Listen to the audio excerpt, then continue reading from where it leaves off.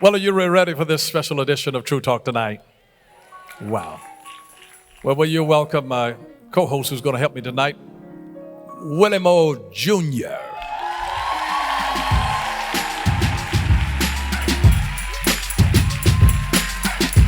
Just in case you didn't know, Willie Moore Jr.'s on your radio. Just in case you didn't know. Hey, y'all. Hey, good people, how y'all doing? Man, I'm so glad to be at Word of Faith, Family Cathedral. Last time I came, I went viral, Bishop, thanks to you. It's like 10 million people watched this little clip we did. Wow. 10 million people watched that testimony, man. Praise God. You going to introduce a guest? You know what? I got a guy that you may know, right? And I'm taller than him. I just want to let you know that. Unless he sits on his wallet. Listen, he is a multi-Grammy award-winning artist. He is a husband, he is a father, and more importantly, he is a man of God who's setting an amazing standard for young, up-and-coming people like myself. Family, can you do me a favor? Start standing on your feet right now. I'm about to bring you my brother, Mr. Long Live Love. Y'all make some noise for Kirk Franklin! Come on, Word of Faith, you can do better than that.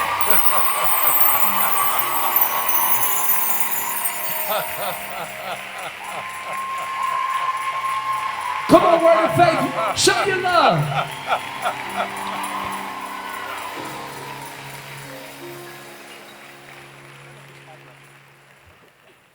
Check. Now, when you sit, can you sit all the way back? You know, I can still do this if I need to. Yeah. Snap it. Like you and me are the only two guys up here that can do this. Try it, Bishop. I bet you can't. I can do that too. But you know, skinny jeans really It's not kind very of mess you up. masculine of us to It's do not. this, you know. I always tell But we ladies, can I sit bet like your that. man can't do it like this. Yeah, Right yeah. here. This. And me and you are the only guys in the kingdom who can swing our legs. Yeah. It's all good. I've been telling them how taller than you I was unless you sit on your wallet. You're not taller than me. Well, you got on a little heel today, so we're not going to try it in front of the people. And I'm gonna stop saying like this is not masculine. It's all good. You know they'll put one clip out and it's like they'll show only that part and make us look bad. But I want to talk about it, man. This amazing album that the nation has been... Many of you all have the album. You've been listening to the album. If you have, make some noise. That's good. You know, it kicked off with this song, Love Theory. And the first time that I heard Love Theory, like, you know, I actually had a privilege to hit you up. And I was like, man, this song is amazing. So let's just talk about Long Live Love. It kicked off with Love Theory. Like, why Long Live Love? Like, what was the thought process of that? It's just the polarization of culture right now. I mean, we've never seen an era in the modern society that there's such a lack of empathy and understanding against human beings, and because the Western culture has always been reflected as a civilized culture, but over the last decade we have seen so much isolation and division and separation from the issue of being socioeconomic, from the rise of just marginalized people. You know, or just even all over the country, even this rise of gentrification, where black and brown people are not always benefiting, and so these things that we continue to see that divide us as human beings is continuing to grow, even from our men and women that profess our same faith on the other side of the aisle. People of different skin colors than we are do not seem to have the same compassion and empathy for things that plague black and brown people. So even into the non-Christian world, they look inside of the body of Christ and see how fragmented and divided we are. So no longer Christ becomes attractive even to the unbeliever, because of the issues that we see even in Christendom. So the whole thing about Long Live Love is that for us to be a country that has this freedom to love but still refuse to do it, because love is a verb and it's an action, and it should be something that people see and not just speak about. And so the only way to love people that are not always lovable is to constantly be reminded that you yourself have been loved. And you have been loved by That's good. You have been loved by the creator and the curator of love. God loves you when your life stinks. God loves you when your breath stinks. and so that type of love should be the infusion for us to be able to model that type of love and reaching out to love people that are not always lovable. Yeah, come on, y'all. Show your love. Kirk Franklin, y'all. So I don't know how easy or hard it is, but I want to hear a little bit of this album if we could. I would love to. Y'all want to hear some of this album if you ain't heard it? So where should we start? Like, I know everybody, we love theory, but like, what's one of the ones that's near and dear The for you? very first song that God gave me for the album is Idols. And it's a song called Idols, and it was the very, very first song that he loaned me, per se. Probably because, but definitely because I have some of my own. And I think that we have to realize that whatever we run to first is our God. And so... that was big. Yeah. And so listen, y'all can tweet that too, put that on Instagram. Yeah. Whatever we run to first, whoever she is, whoever he is, whatever that is, that's your God. That's your God. That is your God. And I know that in a modern society, we think of idols more of these Old Testament issues that that primitive people used to battle with. But in the 21st century, we are still very prevalent with things that fight for our attention and emotions. And so these things are idols. And God will only give us the amount of him that we have the capacity to hold. And so if there are other things that we already consume with, other things that pull our hearts away from him, God, there's only one thing that God cannot do. God cannot be second. So Let me ask you this. It is interesting, and I want to give a shout out to your pastor, Dr. Tony Evans, who has taught you so well, rooted and grounded in the Word of God, precious man of God. Wow. It's just interesting how the devil knows your name, but he calls you by your sin. God knows your sin, but he calls you by your name. How do you deal with not allowing what you did to become your identity of who you are? I tell people you're not what you have done, you're what you have overcome. You're an overcomer. You've overcome some things. And how did you shift from what you did into the identity that God has called you to be? first of all, I am a happily married man. I love my wife, and so I'm a real dude. But I do want to let you know, pause, you have the prettiest hair in the world.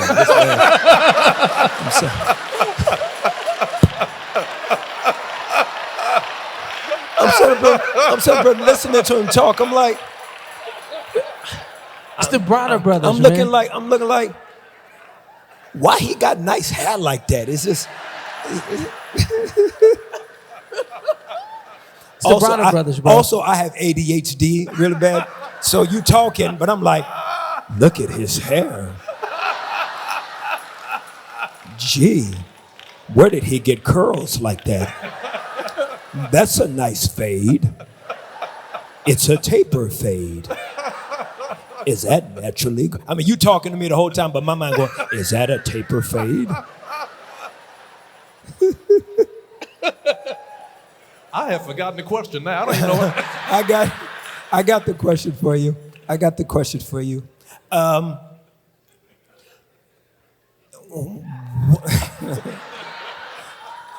I'm so ignorant, I know. I think that the biggest dilemma can be is that who you are when God calls you are often the limps that you live with. They are the scars or the thorns that you live with. Paul said, because of the great revelation given to me, God gave me a thorn to keep me from being arrogant and conceited.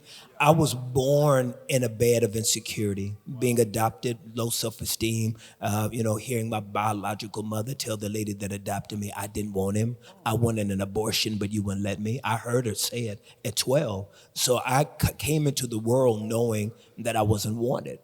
And then there were many things in my life that always reaffirmed that I was like, do you guys know, or do you have any relatives that they have like a little hyper kid that can't stop playing? They just always over the top play too much. That was me. And so. And that was me. Will and I both adopted.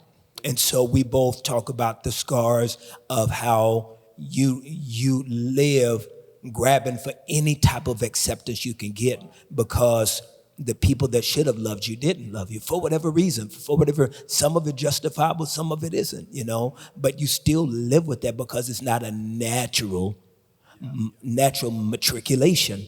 And so because it isn't a natural matriculation, one of the greatest and also one of the worst things that happened to me was success. Because what it did, it just magnified what I already was. I'll never forget when I first was dating my wife. We weren't even married yet. We were dating. She told me this after we got married. She said, because we were at a concert together in Oakland. It was the first time going to a concert with me. And this was during While We Sing, when While We Sing started crossing over. And it was at a big concert in Oakland. And she said when I finished the concert, I came outside the stage and asked her, how did I do? She later said to me after we got married, she said, this is the most arrogant Negro I've ever met. He sees the response to these people, but he asking me how he did. She said, it wasn't until I married you and started living with you that your question was a sincere question. You are always looking to get that approval. And unfortunately, I still battle with that a lot. And so, and people would say, get over it. Well, if it was that easy, we would. We would do it quick and in a hurry. And then at the same time, maybe it could also be the thorn that keeps us dependent. One of my greatest theological heroes lives right here in Atlanta. I am a fan of Charles Stanley. Charles Stanley makes a statement. He said that whatever pushes you to your knees is good. Yes. Bars. And so, I have seen God take my issue with low self-esteem, insecurity, just whatever it may be, and it has been the thing that is, from that, you get a song like Imagine Me, you get all these moments that couldn't have happened if I was just the most secure person in the building. So I've seen God take it and use it, but it still hurt, and you kind of learn to live with the hurt. You know what I mean? You learn, and things get better. You continue to grow, and then I think also, and I don't want to bore everybody, but then, also I still have a lot of issues that still exist in my family. Like I have a sister, we have the same mama. She was in prison for 10 years because she got on drugs because my mama wasn't there for either. She got out of prison. I tried to help her. She took advantage of it a little bit. I kind of pushed back. She was on the run from a parole. She got sent back to prison last year, and now she's in prison for now, I don't know how long. If you follow me on social media, you know that my biological father, I had a situation with him last year that I got this random call that he was dying of cancer. And I've lived my life hating this man. I was a Christian that hated this man. I was a Christian that hated this man. I'm not embarrassed to say it. I know it's not right, but I don't want to tell you that I do everything right. I want to tell you that I do some things wrong. That's and good. That was, Flat out. That's something good. that I did That's wrong. Good. Show love to that. And so I had to get on a plane, and I had to go try to talk to a man and try to mourn a man I never knew. And when I went down there, he was living in the projects, little one bedroom, had a little small TV on a cart, I'm like, boy, this is crazy. And when I looked at him, I said, I've been told that I've sold some albums. I've been told that I've done some things in my life, but I'm always the most insecure man in the room because I never had you to tell me who I was. And when I said that to him, I was hoping for this, the TV show, This Is Us. Yeah, the happy ending. Come here. Yeah, I was hoping for That's him what to. I thought too. I was hoping for him to grab my head and put my forehead on his, and and he would hold me, and then or lift me up like the Lion King, or And the violin stuff. Yeah, and then we break for commercial break, but that didn't happen, Yeah. He sat back in his chair, and he just looked at me, he said, I understand what you're saying. And that's all he could give me. And I had to accept the crumbs and trust that God would make a meal out of it. Wow.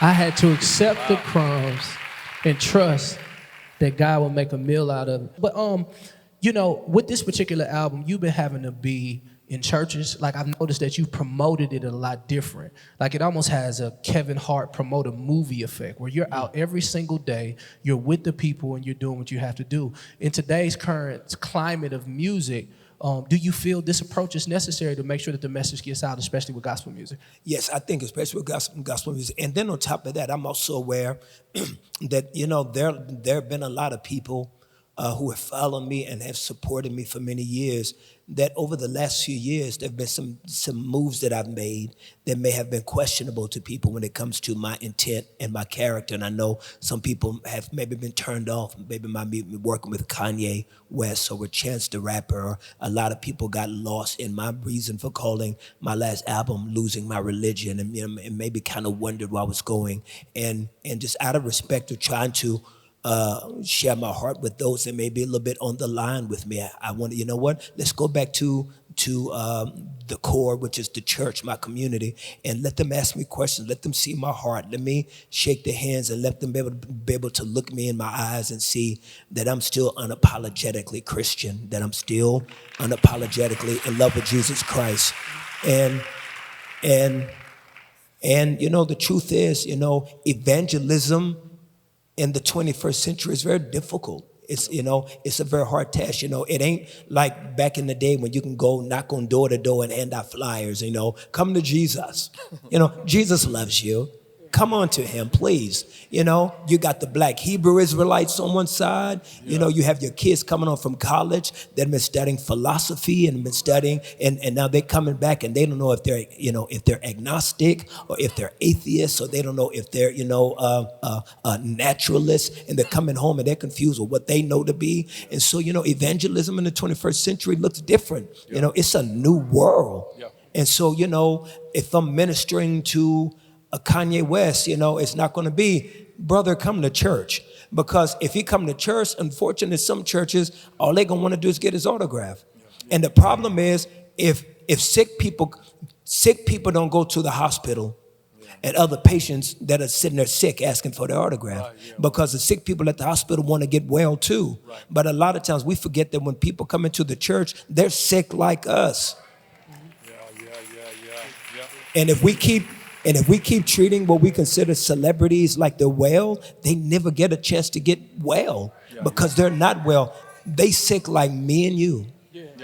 And so, I'm just trying to do my part. The cool thing, and not being misogynistic because we're at this particular church. Like, when I met this man, I was in a place where, I love God with all of my heart, but I was still stuck on Lil Wayne, still stuck on Jeezy, still doing some of the things that I used to do. But I just appreciate, and I say this publicly in front of everybody, like, I appreciate you and I appreciate pastors that you pastor, and because you allow us to be us. Like, in sidebar conversations, he would literally tell me, keep being exactly who God called you to be, and he will build the audience for you, right? Like, you don't have to start switching up, trying to fit into anybody's box. God is going to do that. And so I just think that sometimes leadership needs to know that although you make money, although you get limelight, man, the pressure is like totally on your shoulders sometimes, and you really just want to be in an environment where somebody says, you know what, I don't care about all the status and accolades. I'm just here to help and give you Jesus and show that love. Yeah. In some of the cities that what we've done that's been kind of cool, like we would have a mic, and if anybody had like a question. Yeah, we're going to do that. Not a testimony. Bring the mics. Not a confession, but a simple 10-second question. I would love for you to, ask me anything you want to ask me. Do we have a mic? Do we have a mic stand? Yeah, the mics are coming. Mics are coming. Yeah, does anybody want to ask? And then we'll play some more music. We won't keep it long. And then I'm going to go in the back and wait for you, and I'm going to sign autograph. I'm going to sign the new CD and hug you. Let me kiss your baby on the forehead with my big southern lips, and, let me hug you. I've got on good cologne, so, I'm not musty. Does anybody have a question? Anybody want to ask me? So if you have a question, go to the mic over here. So we got a young man here, and then we'll go right over here too. Yeah.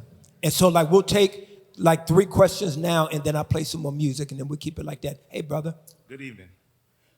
So my name's Llewellyn Dixon, and I've recently, one of my friends put me on to Strong God. He sent me the link from Apple Music. He's like, bro, you gotta hear this song. Wow. So I played it, and I was at work, and where I work is all glass, and I was like, I had to try to hide the tears because I was moved because I'm really passionate about the church and how we represent God to the world. Yes. And so what I want to ask you is, what inspires you to write that song in particular?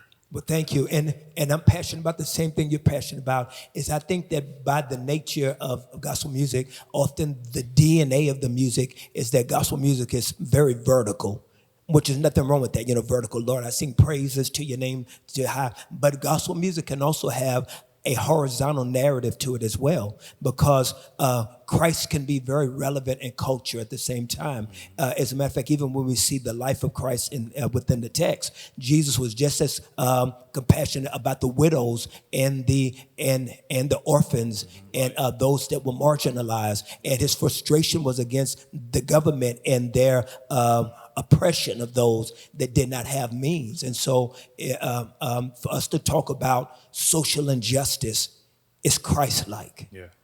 And our music can support that type of commentary. Yeah. It's very important that we do it. And so I'm very passionate about it. And so Strong God is one of those songs. So thank you, man. Sir.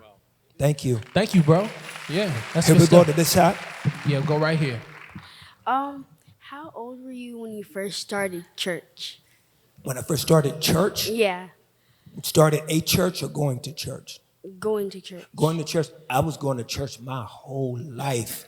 The lady that adopted me, I was in church. I was at BTU, training union, Sunday school, Wednesday night service, Mother's Day prayer service, Saturday evening night service, cooking service, Thursday night evening, shoe shining service, car wash service, Saturday evening service, late night ministry service, come to church Sunday morning, Sunday evening, go to Monday night, and I would go to that Sunday night, we pray Sunday morning, Monday, start again on Monday, and come back Tuesday, Wednesday. We go to that Sunday, Thursday. Sometimes we start with church and eat. Sometimes they have that pudding, they have that Jello pudding. You be at the church all night long, and then sometimes you get the Jello pudding and ice cream. You ever had some of that? It's real good. You have to try sometime. Then we come back after cooking cheese and we have midnight service. We got church lock-ins, church lock-overs. You come Sunday morning, wake up Thursday morning, girl, you been sleep in church. Wake up in church, you got to even take a bath in church. Some sleep in church, go to bed. I was always in church.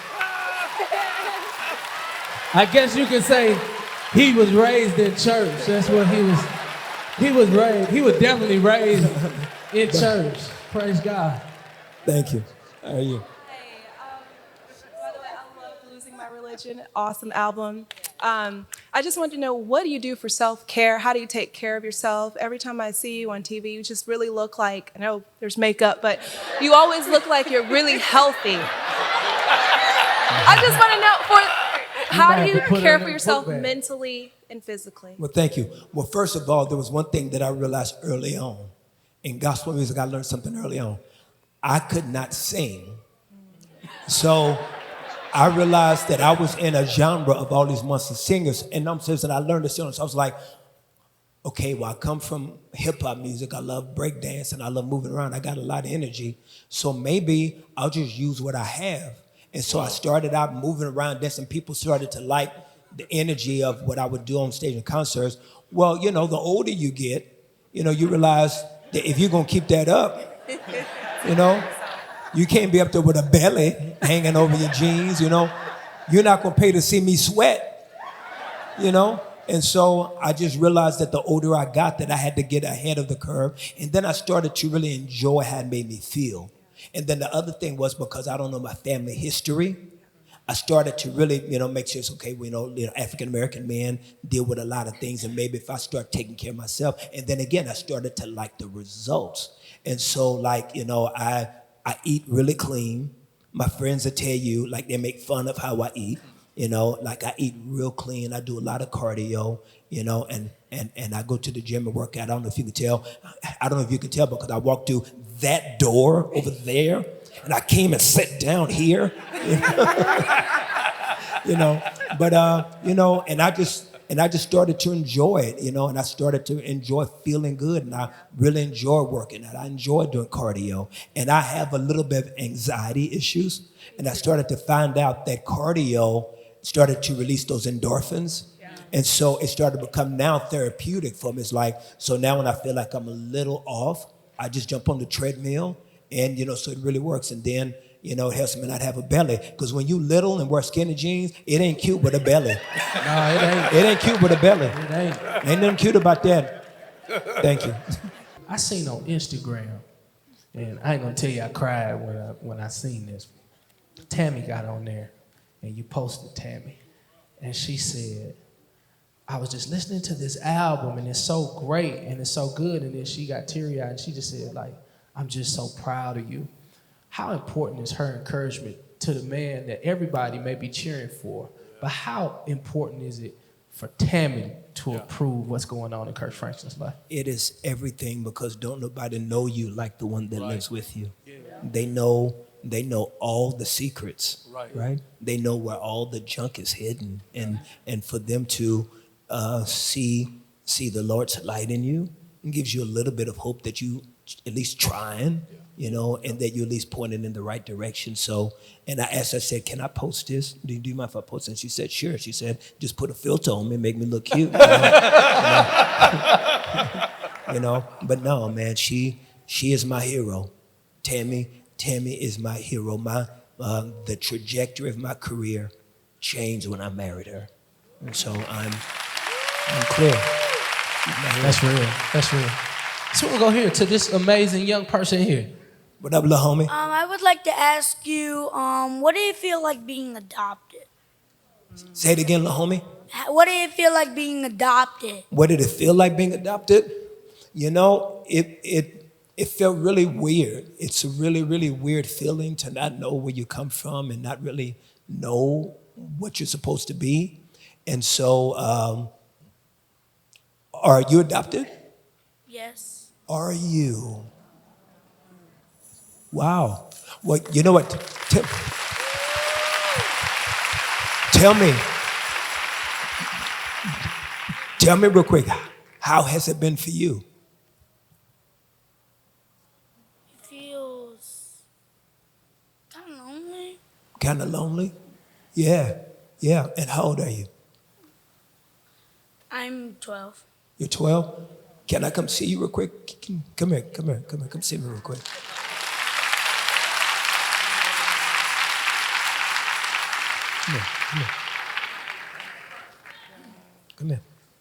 Come here. So come here, come close. I don't stink, come close. Look at me. Now you're a king, you gotta keep your head up because you're a king, all right? You don't ever put your head down. You're a king. Just because your biological mom and dad didn't tell you a king, don't stop it from being true. All right? The truth is the truth. Look at me, bro. God makes no accidents. And there must be something really, really, really, really great about you and strong about you that at 12 years old, that he could see that when you come through this and when you get my age, you're going to be able to help another young kid like you. So just know that you must really be special, because when you are adopted, let me tell you what also happens when you're adopted. A lot of times some people have kids and they didn't want a kid. Right. But when you adopt a kid, right, you are on purpose. You are intentional. So I want you to think about it like this. I must be really special Not better than anybody else, because none of us are better than anybody else. But you must be really special that somebody saw this great thing in you that they wanted to take you and make you their own. And then let me tell you the last part. The last part that's real cool about me, you, and Willie, what's so super dope about us, we've been adopted twice.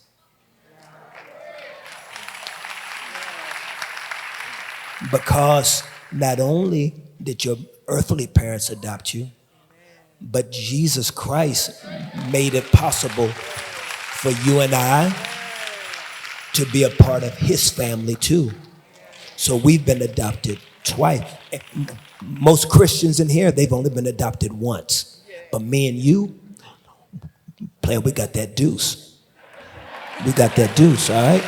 Smile, let me see smile. See smile, let me see smile. So this is what I want you to do. This is what I want you to do. I want you to leave from here, and I need for you to be great. You hear me? Y'all make some noise. Yeah.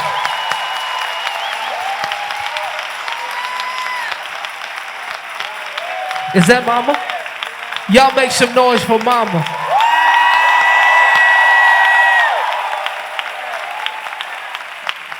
Glory to God. Since he was 1 year old. My husband and I got him. He's my youngest daughter, my stepdaughter's son. And my husband and I legally adopted him. And my husband died 5 years ago. He does not know who his biological father is either. So he's coming into that age, some of the things that you spoke about. And he does love your song, You Look Better When You Smile. And he doesn't smile a lot. But he's an artist. He plays the violin with the Atlanta Music Project. And because of his height, he gets teased a lot and bullied. But my faith is in God, and I know that God, a charge to keep, I have. What is his name? His name is Jeremiah. Jeremiah, look at me. Jeremiah, here's what's going to happen, Jeremiah. Here's what's going to happen. You know what?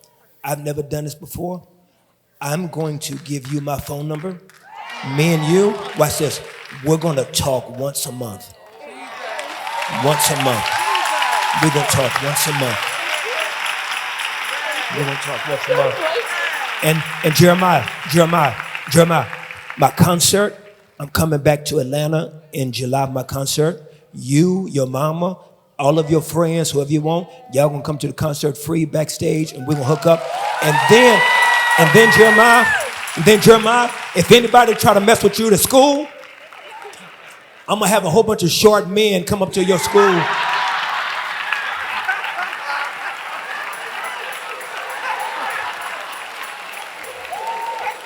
Y'all make some noise for Jeremiah, though. Wow. So, Mama too. I just want to tell you, thank you so much for sharing y'all's story. Thank you, Mama. Thank you for sharing your story. And Jeremiah, thank you for your courage. And let me just... Kirk, I'm not going to cry in these skinny jeans. I am not going to cry. Yeah. Let me just say that that's what ministry looks like in real life. That's ministry. Now that you just saw a real life sermon, because the character of a son is formed in the breath of his father. And if you didn't have the daddy around, God will bring others who are fathers to be able to speak. And when you hear a father's voice, a father has the capacity to be able to make your baby leap on the inside of you. And it brings something of life and power into your life. God will always, listen, the closing verses of the Old Testament, Malachi chapter 4 and verse 5 and 6. Before that great and notable day of the Lord come, he would send the spirit of Elijah. This is a fire calling down anointing. And he would turn the hearts of the fathers to the children, and the hearts of the children to the fathers, lest I smite the earth with a curse. And the curse is fatherlessness. Fatherlessness. It is the curse. But the redemption of the curse is that God's heart turns toward those who have no father. and he becomes the father. The Old English word fathers or family literally means father's house.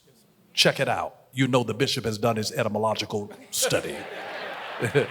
Father's house. Family means father's house. You heard a father's voice today affirming a son. And a connection that initiated the way the scripture said, the hearts of the fathers turn to the children and the hearts of children turn to the fathers. I just wanted you to know that you just saw a whole sermon in action. Thank you. I'm a father, so I recognize it. Man, I just think we need to just praise God. Just if we could just take some time to just thank the Lord. You know, I don't know what your personal situation is, but I just understand that an authentic praise, like I feel his presence, like just to that person right now, maybe you didn't have your father either. And for so many years of your life, that has been your hindrance, that has been your excuse, and that has been your issue. I just want to let you know that in that particular place of loneliness, that was the place that God always wanted to be intimate with you. And so my challenge to you in that particular place is don't allow this thing to be another day of your hindrance. I want you to make it your fuel to go after God with a fire that you've never gone after him with.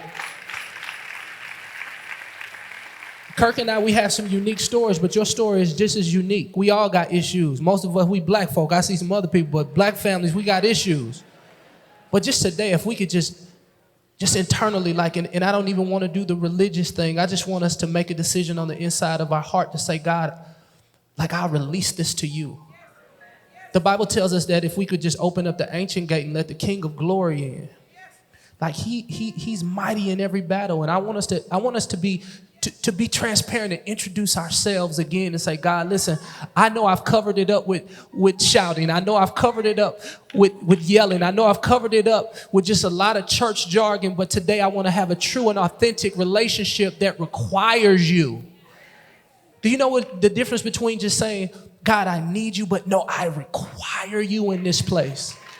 That's the hard place. And that's what you've seen here. Like when it comes to adoption, I required God. I didn't really require him with some of the talents that I had. Because I can just get up and sing and I can have a 6-pack of Budweiser just sitting in the refrigerator doing whatever I wanted to do, but I required God when it came to not knowing mama, not knowing dad, not knowing where I came from, all these insecurities, and you have a requirement too. As you think now, what is that place where you require God? Because that's where God wants to light that match and light that fire and make sure that you're on fire so much then when you go back to work, people get on fire because of your fire. That your family gets on fire because of your fire. That your friends get on fire because of your fire. And you know what's so great? Music is the soundtrack of life.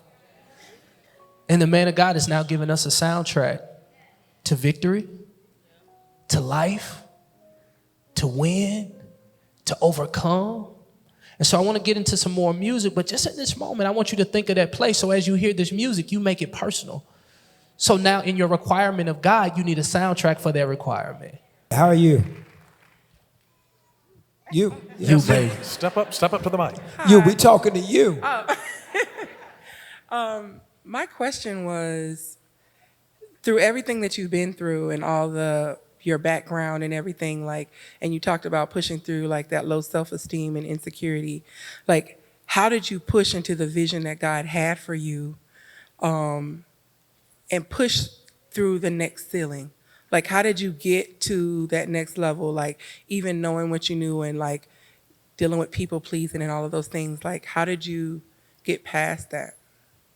So I have a very simple view that's probably more simpler than probably what some people have. And I'm not saying other people are necessarily wrong. Is you never see an apple tree trying to make apples. You never see it straining, trying to create an apple. You never see an orange tree stressing and having anxiety about making oranges. All that has to happen is that those limbs, all they have to do is remain connected to the vine. And if they remain connected, they will automatically bear fruit. I humbly think that the reason why we have so many self-help books and so many discussions about purpose and design is because just trying to have an intimate relationship with Jesus is a lot harder. That for whatever reason we are wired to think that works work. And so we spend our lives becoming human doings and never human beings. And so we're always trying to figure out what is God's purpose for me? How am I to do this? How am I to do that? As a parent, you don't buy your child a bicycle and put the box up under the tree and not put the bicycle together so when the child comes down, they can just jump on it and play. Don't no parent leave a box of a bicycle with a whole bunch of pieces. That parent stays up all night long because they want to see the look on their child's face when they play for that bicycle for 30 minutes. And then they play with the box. Yeah, right. And God will not save you and then watch you try to spend the rest of your life putting the pieces together. That's not a loving father. God wants us to seek him first and his righteousness. But that is more difficult than trying to go out here and let me see what God has for me. Because guess what? That don't take intimacy. That's just consumed with work. And I'm saying to people that if you just chase the Father, we are changed as we chase. We're changed as we chase. Seek him first. Spend time in his word. And you ain't got to read the whole book of Habakkuk. You ain't got to do that. Read a couple of verses a day and just marinate on them verses and see how to apply them for your life. And I'm telling you, as we pursue him, the picture gets clearer. Amen. And we spend a lot of time and a lot of energy. That is my humble view. You are a human being, not a human doing. Amen. So no, that's good.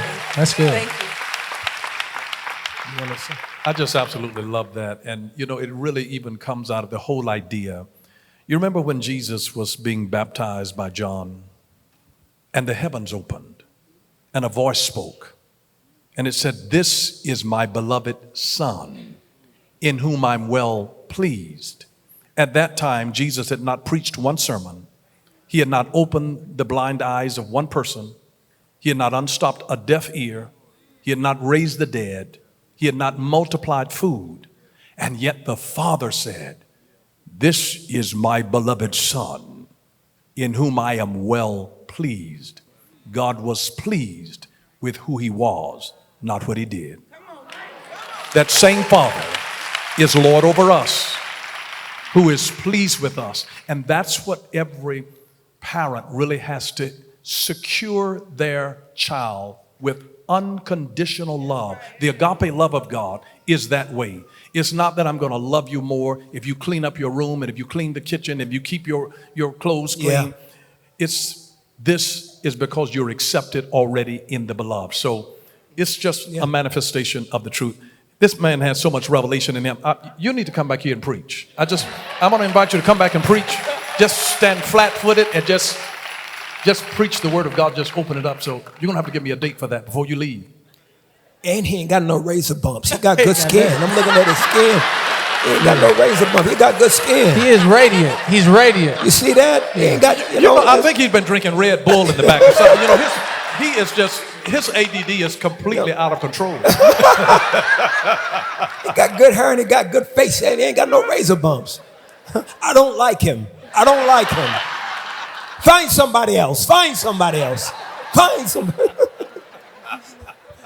Let's get maybe a couple more questions as we kind of wind down on time. And then we'll get another song. Yeah, I don't want to wait. I don't want to take up too much time. How are you? I'm well, thank you. My name is Tamar. I just want to say thank you for your service. This is amazing. You kind of already touched on my question, but when did you realize you had a calling on your life, and what process did you go through to become obedient, intentional, and consistent? Yeah. And I really believe that it's capsuled kind of in that, I do believe that there is the invisible hand of God that has his hand in the middle of our back. And just like scripture says that when we don't know how to pray, the Holy Spirit interprets for us with words that we cannot groan, is I believe that God responds not necessarily to our preparation and position. He responds to the compass of our heart. That when we seek to have a clean and pure heart before the Lord, God can take that and use that more than he can academia, scholarship, talents, or abilities. It can just take a heart that is willing and a heart that wants him. My whole agenda in the 21st century is to keep Christianity simple. I think that we have tried to make it too complex and too much of a formula, and so millennials don't get it. It seems weird and confusing to them. To the unbeliever, they don't understand all about ideology. I'm telling you, you fall in love with him, and the pieces they really do come together. I just think that the simpler we keep our walk, we sleep better at night. We don't be trying to stay confused. I believe that we can make the walk more confusing than what it really is. Because you know what? We don't believe that faith is that easy. It's almost like it's got to be more complicated, so I'm going to make it more complicated. Because it don't make sense that all he wants is me to just say yes and he got it. We trust God. We trust God to get us to heaven, but we don't believe for him to get us through earth. And so, does that help? Yes, thank Okay. you. Let me tell you. I at least want to be That able was to get to little man because I got another young man in line. So I'm going to at least ask those of you if we can stop. I'm going to ask you. No, ma'am. No. I'm not going to do you like that. I'm going to have you ask. But when you're done, young lady, I'm just going to ask for the young man to be last. Maybe those of you behind them, if you see me in line and you want to ask me a question, I would like for maybe you wait until I sign and what everyone is. And if you stick around, I'd be more than happy to answer your questions. Those of you that are in line and don't get a chance to ask me, if you can stick around when I sign people's autographs and do everything, I'd be more than happy to take a few minutes and ask your questions if you don't mind that. So ma'am, you go ahead. I can wait. Are you sure? Yeah. Okay, thank you. Thank you so much. How about you?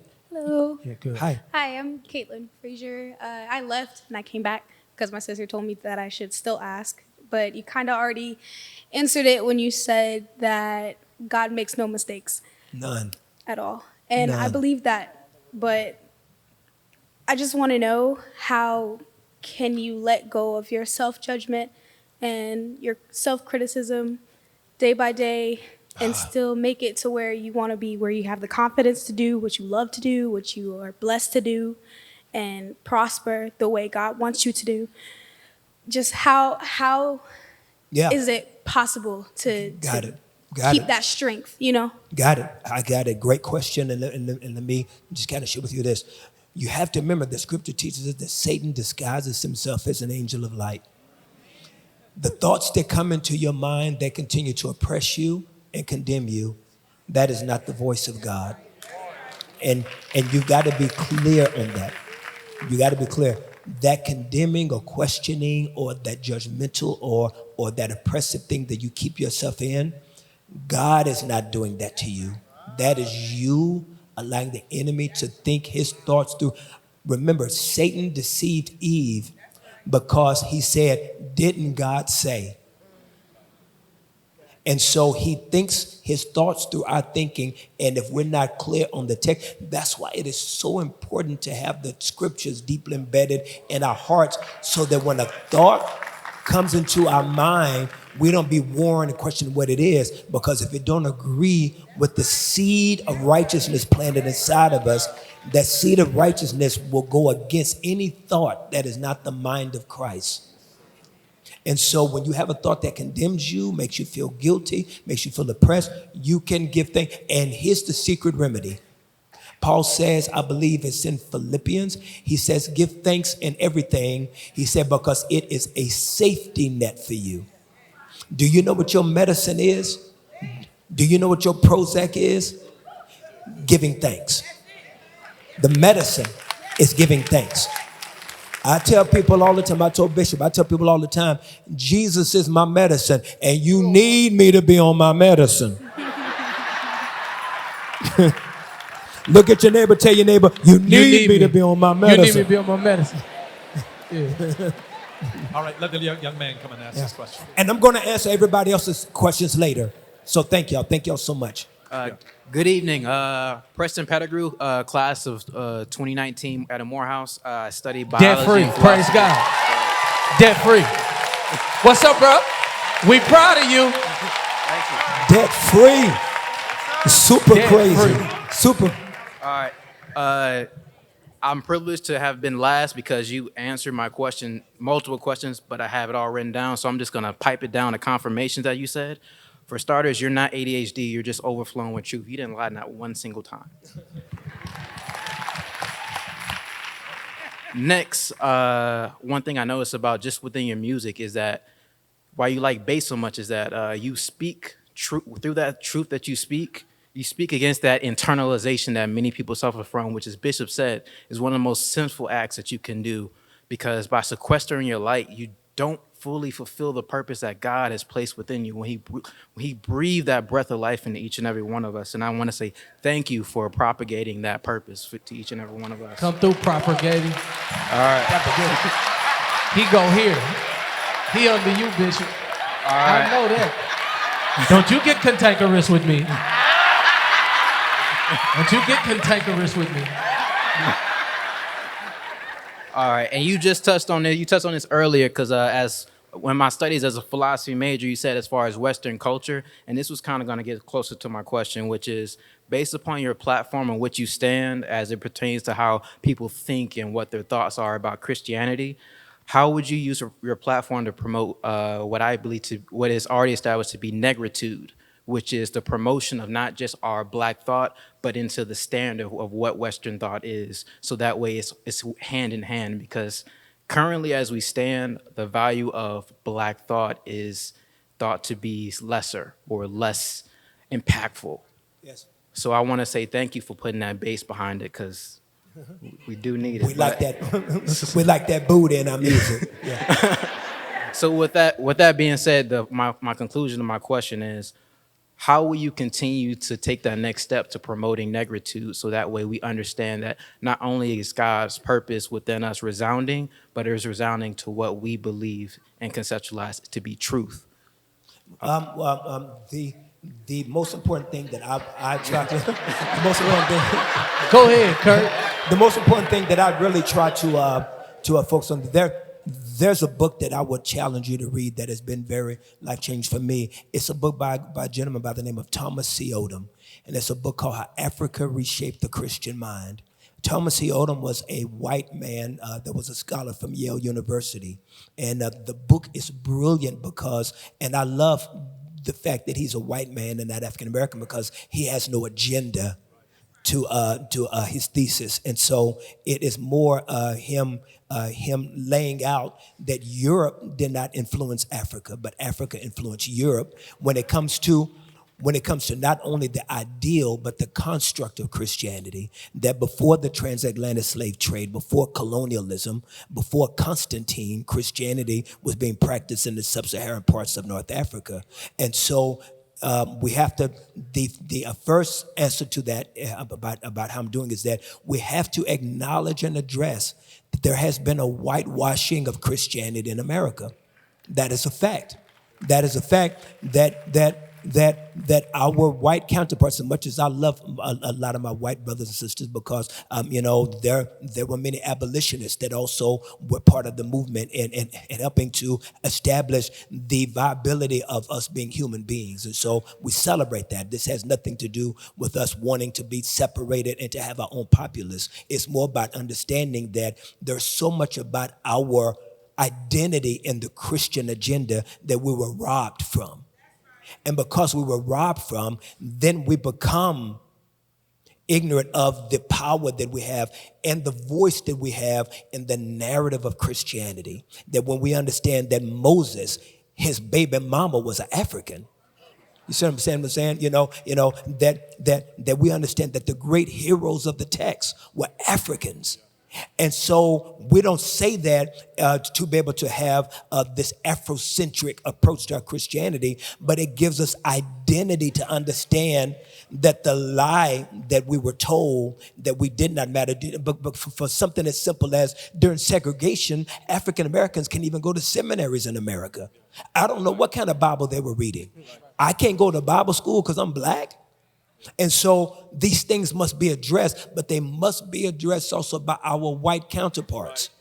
Our white counterparts must be very vocal about the whitewashing that has happened in 21st century Christianity, because that theology has also allowed people of color to see themselves as questions, so that when a black Hebrew Israelite comes to question your Christianity, or when an agnostic comes to question your theology, or a black liberalist comes to question your theology, you begin to waver and wonder, because all we taught you how to do is shout, speak in tongue, and stand in the $20 line. You see what I'm saying? And we did not teach you that your color can also matter in your Christianity, that they can go hand in hand, that you can be full of the text and still execute your Christian faith in civil issues, that you can stand for the oppressed, that you can let people know that they matter and that they should stand up for the injustices. And if you ever wonder, ever question, that every movement that has helped this country move forward was started by the church. Was started by the church. And so the church still has a voice. We need young men and women that can stand up, that have gone to academia, that have a high level of scholarship, that can come back and say, Jesus is real, and it ain't the white Jesus that's in mama's house that look like one of the Bee Gees. Like this right here. Yeah. It's not historically correct. It's not geographically correct. Wasn't nobody looking like that in Israel, in Jerusalem. They were not that, they weren't that blonde and blue-eyed. That looked like Barry Gibb. That, you know, yeah, sure do. That look like Barry Gibb, like, stand alive. You remember him? That ain't Jesus, that's Barry Gibb, you know. You didn't know your grandmama like Barry Gibb, you know. Sure right. Yeah. That dude look just like him. That look like Barry Gibb. That ain't Jesus, that's Barry Gibb. Stand alive, 1975, you know. So it is very important that as we move forward to reach millennials, and to be able to let people know that they come from a heritage of greatness, that they were a called generation of people, that they are not the curse of Ham. Right.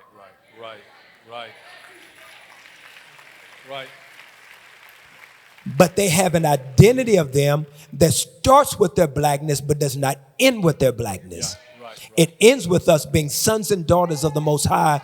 We just realize that we got a little black magic to it, and we can step up on you in Jesus' name. We can pray for you and put hands on you at the same time.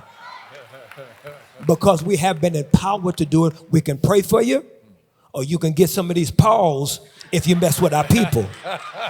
And you get to make the choice. So choose ye this day.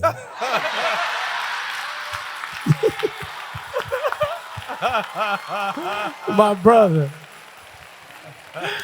Ladies and gentlemen, Kirk Franklin, y'all make some noise.